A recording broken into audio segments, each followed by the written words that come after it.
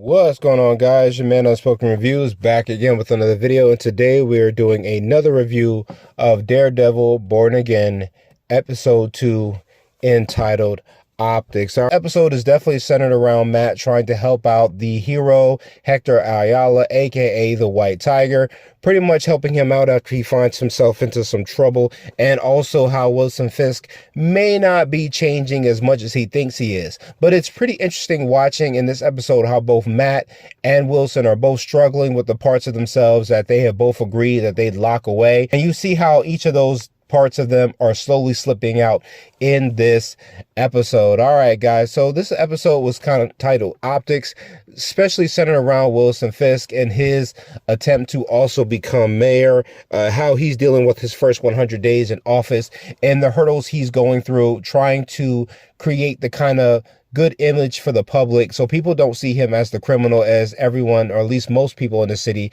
expect him to be. All right, so the episode does open with Wilson giving a nice speech about how he's trying to end vigilantism, and we see as he's talking to his people that he's working with in his office, you kind of see that he has the bloody knuckles on the left hand there, and I'm kind of wondering, who in the world did he just get done beating up? Now, this doesn't mean he beat somebody up. He could have been punching a bag or something.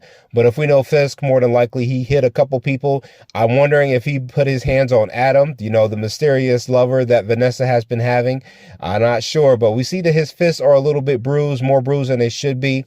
We see that he's also not sitting in well with his position as mayor. It seems like he's a little fidgety, and I think that's because him trying to change who he is while he's still struggling not to go back to what he used to be. So we see he does address the city, and we see the reactions to Fisk being a mayor is kind of a mixed bag. Some are cheering him on, some are booing him, some just find him interesting and are willing to see what he does. And we see that he kind of talks about how he wants to make the city better, and also by ending the vigilantes in New York City. He mentions guys in costumes, people who take, you know, the law in their own hands, which I'm assuming he believes as Punisher. The other one I think he's talking about is Daredevil. And the third one, he says that we don't need a man in a spider outfit. And I like how he shouted out my boy Spider-Man. You know, we do know that he's still active in this city, even though Peter Parker's identity has been wiped away.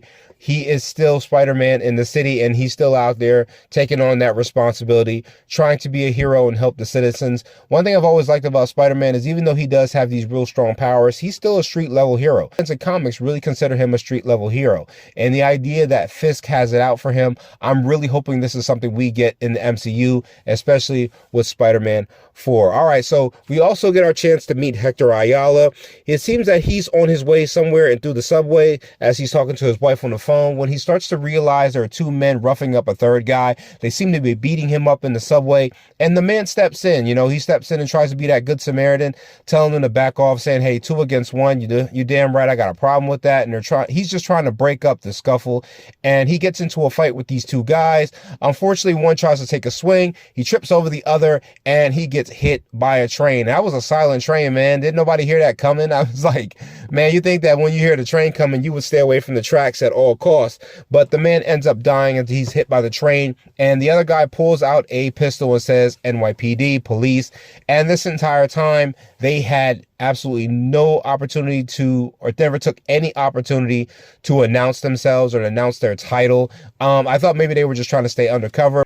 So we see Fisk is still struggling with the idea of just being mayor, that his secretary also believes that he needs to try to get Vanessa on board to try to get more of the traditional voters. The younger voters don't really care about him being single fist, but the traditional voters actually do care about that. It's very important to them that they see the two of them together, you know, more of the older folks that want to see a married couple being strong together through the city. But Fisk admit that they're having some troubles with their marriage, and he just needs a little leeway to try to have them work it out so he can introduce her to the city the proper way. As Matt is dealing with someone in the police station, it seems like a woman whose mother had got drunk behind the wheel.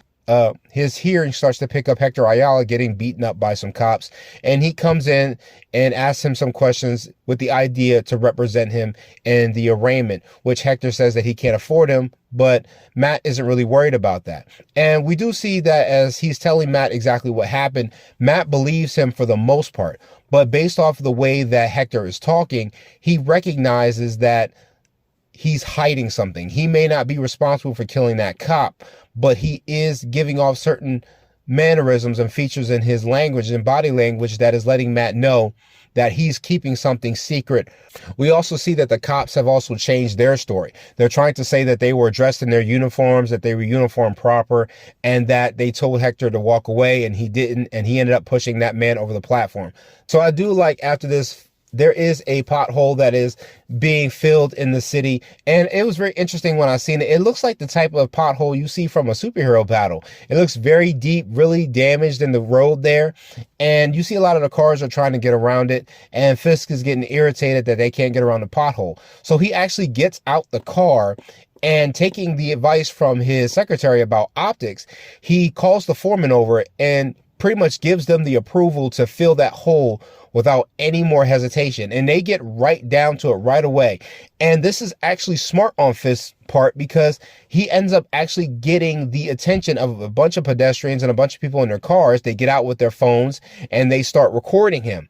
And this is what he means by optics, is that it does a great job of putting him in a position where he stands out to the people of the city, and that he's actually doing things to actually better the city. I don't know about anybody else, but I'm from Pennsylvania, and I'll tell you right now, potholes are always terrible. So when somebody fills them, I give them love, because I appreciate it, because it can get really annoying dealing with potholes. So we see Matt is actually trying to convince both Kristen and Cherry that they should definitely represent Hector, that they think it's in his best interest. And he tells Kristen that when you decided to work with me, we decided to take on the tough cases. She's not excited about this because, of course, he's being held as a cop killer, which is going to put him in a terrible light just walking into the courtroom. Cherry also backs this up. He does not believe it's a good idea, but he decides to go along with it as well.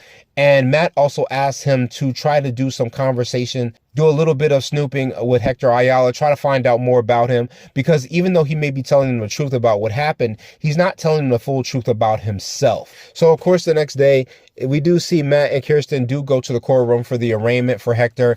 And it's very funny when they walk into the courtroom, because there's a joke that Matt says where he says Jakar Noor. Now, if you guys don't know what Jakar Noor, it is a type of cologne that some men wear, but it turns out that a lot of the cops in the NYPD are wearing it. And he says Jakar Noor, the official cologne of the NYPD, which made me laugh, because I remember Jakar Noor was a cologne that my mother-in-law tried to get me some years ago, which I used once and I really didn't like it, and I ended up throwing it away. But it just made me laugh very much. I also get a chance to meet Hawkbird, which is AKA the Hawk, who is the DA of New York. He is representing the people.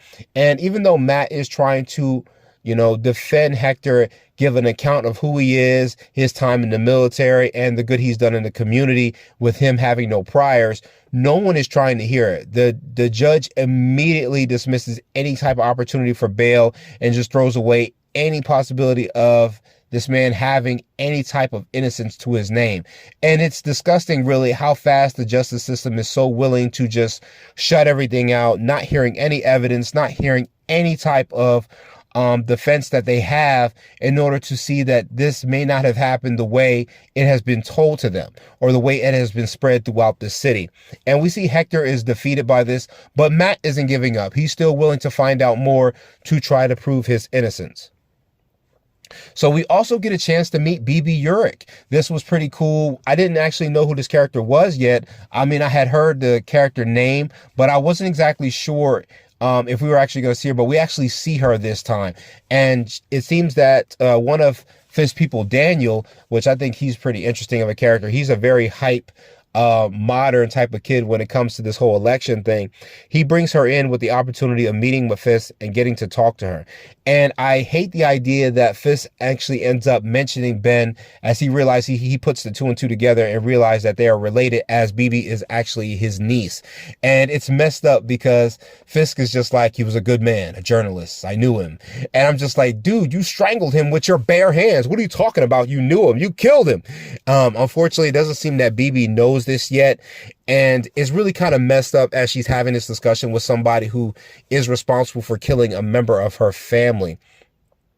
She also does come to him and telling him that he needs to try to figure out a way to get Gallo on board with him, because Gallo is the police commissioner, who is going to be retiring soon, as he does not believe Fisk is the right person for the job given his history, which, I mean, who could argue that? And she does let him know that if this keeps up, when Gallo leaves, a lot of the cops will go with him, and it would be in his best interest to get Gallo on board along with him. So we do see that Fisk does meet Lowe. It seems that after the funeral, after for the officer that did die, they're having a funeral, and Fisk does show up with the intention of meeting up with Gallo. He didn't show up for the funeral, and Gallo is not giving up on this dude. He really believes that Fisk is a monster. And I mean, we all believe it too. I mean, I'm talking like the audience, but you know, it's very interesting how people are trying to overlook it. But Gallo is one of those people who really cares about the city of New York. He really doesn't want it falling into the hands of someone like Wilson Fisk, as he calls him a big man baby that hasn't grown up yet and just wants control over everything. And he doesn't like the idea of believing him or trusting him. And it's very interesting. I really liked Gallo in this moment. I felt like he was the only character who was making some type of damn sense, you know, outside of Matt, who was trying to just do something and not believe exactly who Fisk was. And this does kind of infuriate Fisk, but he doesn't exactly give up. And as looking at Fisk in this moment, I knew he was up to something to get Gallo on board. So we do get a chance to meet Soledad, who is actually Hector's wife. And it seems that Cherry and Kristen have come there to try to encourage Soledad to come down to the courthouse and support her husband, because it sends a strong message to the community and to the courts that he is innocent. As long as someone stands behind him and is believing in him with enough people like that, it will really prove his innocence. Without that, it kind of makes it hard to prove that point. But Soledad is not really interested in helping Hector out, which I was like, damn, chick, you was a horrible wife. I mean, damn, I thought it was through sickness and health. I mean, damn, you ain't really down for your man like you're supposed to be. She does ask, what is his chance of getting off the charges? And Cherry does step forward and tell her, look, this is a machine. When a cop dies, you know, the system goes into overdrive, and it's trying to pin it on somebody. They got to find someone to pay the price, and because the machine will not stop going until someone is in jail. And it's kind of messed up, because that is very true. Whenever some type of federal or a cop ends up dying, you know, it's really messed up how much that system really works extra hard to pin the blame on somebody. But it kind of makes you wonder, here in Hell's Kitchen or just in New York in general, why doesn't the justice system do that for anybody who ends up dying? We don't do that for anybody, but we always are willing to go harder for the cops. I find that kind of interesting. So as Kirsten is trying to convince Soledad to join her, to join Hector, she is talking to him about how much Hector had changed in the past couple months. And we see Cherry is going through the house, and lo and behold, he finds the white tiger outfit along with the tiger amulet. And I was like, oh, there it is, boy. He actually has the amulet. It was very interesting. And he lets Matt know about it, and he ends up actually confronting Hector about the amulet and the suit, as well as the footage of him being White Tiger. But, you know, Hector does say, hey, I didn't have my suit on and I didn't have my amulet on when I got involved with those two cops, which also, guys, his powers are canon. The amulet powers are canon here in this universe. And I am so excited about that. That was something I was wondering if they were going to do that or not. And I'm very glad that they made his powers canon. That also means the tiger amulet, I think they said it does come from Kunlun. Let me know if I'm right or wrong down in the comments. But that means Kunlun is still, I mean, we do know that Kunlun is still a real place, because they made all the Defender shows canon. At least that's what they say they're going to do. It's also very interesting how Hector says that he just wanted to be a hero. You know, he understands that Daredevil is not around anymore, which is really funny because it makes Matt smile a little bit, because even though Matt doesn't have his suit on, he's still trying to do the right thing. But he also didn't realize how much he had been so missed in the city that people were going to try to fill his void. And I think some part of him feels a little proud to see that that's happening in some capacity, that someone is trying to keep that alive. And it also makes me wonder, is this what also convinced Matt to represent Peter Parker in No Way Home? You see that he does have a real soft spot for the hero types and for the people that serve the heroes, as we saw in She-Hulk. Oh God, I don't remember that show. But it seems that every time somebody is trying to do the right thing as a superhero or just aiding superheroes, Matt has no problem getting involved and trying to support that. I think that is so cool when you see other heroes trying to help out other heroes. I think that is so cool. That's something that definitely needs to happen more in this universe. It doesn't have to happen all the time, but it's pretty cool when you see the way Matt Murdock really loves seeing characters step up. And this also makes me wonder if Matt remembers working with Spider-Man. I know he won't remember Peter Parker thanks to Strange's spell, but it makes me wonder, does he remember helping Spider-Man out with his troubles? So we get a real messed up scene from Fisk as he calls Gallo back. As Gallo is formally ready to quit, he has his letter and everything set up, and he gives it to Fisk. And we get this little monologue from Fisk where he talks about cheesesteaks and, as Gallo was actually originally from Philly, and he talks about the different types of cheesesteaks and places that he's eaten at and what places he thinks are great and what places he thinks are not great. So as he's eating a cheesesteak, which is really messed up, he picks up the wrapper of the cheesesteak and we see a picture of a woman and a child. As soon as I saw that, I was like, man, as it turns out that this is Gallo's love child as well as a side chick that he has had in the past. Apparently he's cheated on his marriage quite a few times. And thanks for that infidelity, Fisk is trying to send him a quiet message that he's willing to use this against Gallo and ruin his image by showing it to the city as well as ruining his marriage if Gallo does not agree to stay, as well as also agree to the terms that Fisk has set for the New York Police Department and the financial aid they require for overtime as well as training new cadets. And I thought that was so messed up, and we see that Fisk is still that same guy. He has not fully changed yet. He may be acting like he's trying to be a better person, but he still has those little roots of the kingpin in that are making him do these heinous things. And Gallo surrenders. He decides to stay, but he does tell Fisk, be careful what you wish for. You know what I mean? Because remember, Gallo is now on the inside, which means he doesn't have to do everything Fisk says, but now he will have more close eye on Fisk than he did before, which is something I don't think Wilson is paying attention to. But Fisk does say something that I do kind of agree with. He said any man that can be swayed by a single piece of paper is extremely weak. And I hate to say it, but I really do agree. It would have been messed up, but Gallo should have stuck to his guns and walked away. At least that's what I think he should have did. So we do see that Matt is talking to the judge alongside with Hawkbird, and it seems that Matt has told the judge as well as the DA that Hector Ayala is in fact White Tiger. This does cause some issues as Hawkbird wants to use that against him in court. However, the judge decides to go along with it and agree with Matt and get anything that is White Tiger related thrown out, which I thought was the right thing to do. The other thing that I love about Matt is that he's not afraid to step up and say what needs to be said. I like how he tells the judge, that's not what you're up there to do. And I was like, damn, Matt. I was like, that's what I'm talking about. He does it with a respectful tone, but I like how he calls out the judge for saying how he should be responding in situations like that. And it's also kind of interesting how Hawkberg sounds so weirded out or thinks that it's like foolish or a lie when Matt mentions the mystical amulet. I'm like, dude, you live in a universe where a guy uses a hammer. Half the universe got snapped away a couple years ago.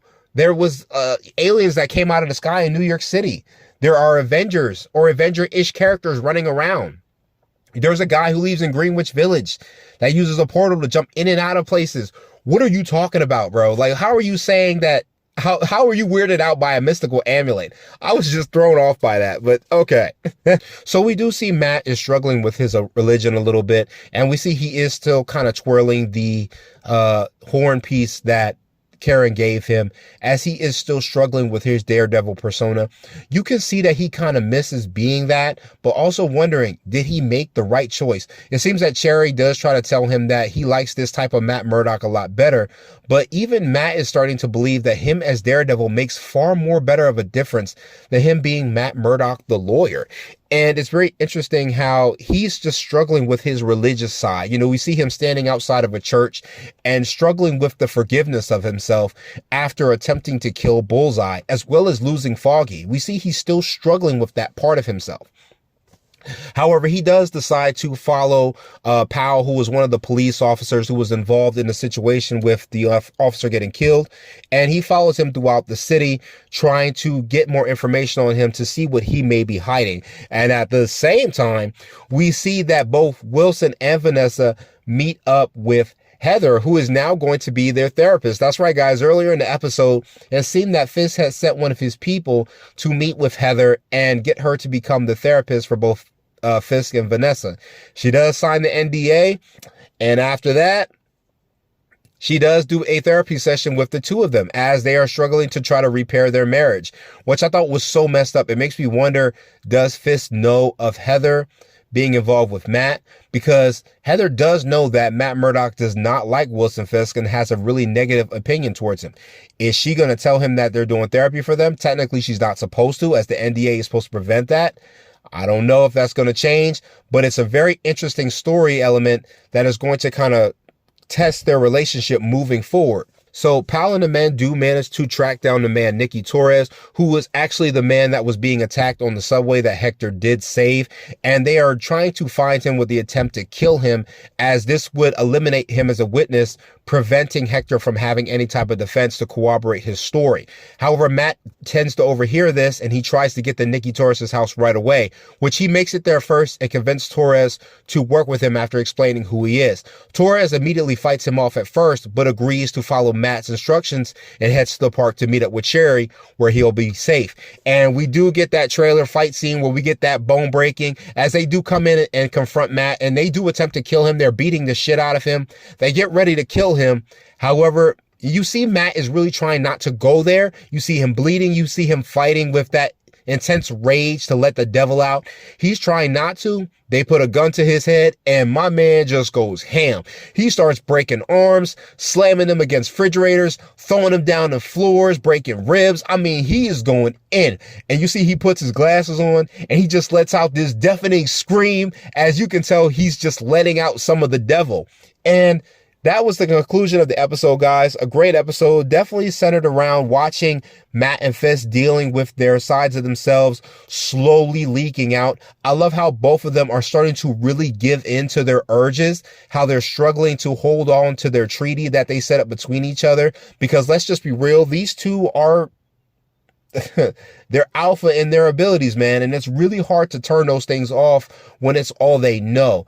But it's interesting seeing how Hector Ayala is going to be dealing with being White Tiger. I hope we get more of an origin story. Also, not to mention those cops that attacked Matt also had that Punisher tattoo on their wrist. That's right, guys. They have like a Punisher skull emblem on his left wrist. I believe Powell did. And that means that I believe that's the cult of Punishers that's going to be going out and taking the law into their own hands. Corrupt cops that are just going to be going out killing people, probably thinking they're doing it honoring Frank Castle's name, which I'm pretty sure is going to extremely piss off Frank Castle, as he's not going to want anyone acting on his name. I cannot wait to see how he responds to that. I think Matt is probably going to confront him wondering if he's leading them, which I'm pretty sure is going to piss Frank off even more, because he's going to be like, dude, does it look like I will let any motherfucker stand in for me? I do my own damn thing. But it's going to be interesting seeing where Frank has been this entire time. It's going to be interesting seeing how Hector got his hands on the amulet. I hope they show that. Also showing him in the White Tiger outfit. I can't wait to see if he put the outfit together himself or it formed himself. Because I do believe in the comics it does form itself when he puts the amulet on. I don't know. We'll find out. I'm interested, guys. I love this show. I cannot wait for the next episode. It's going to be awesome. This show did a great job coming out with these first two initial episodes. I can't wait to see what the episodes do next, what the series does next.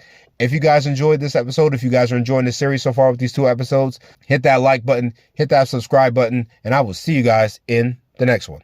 Later.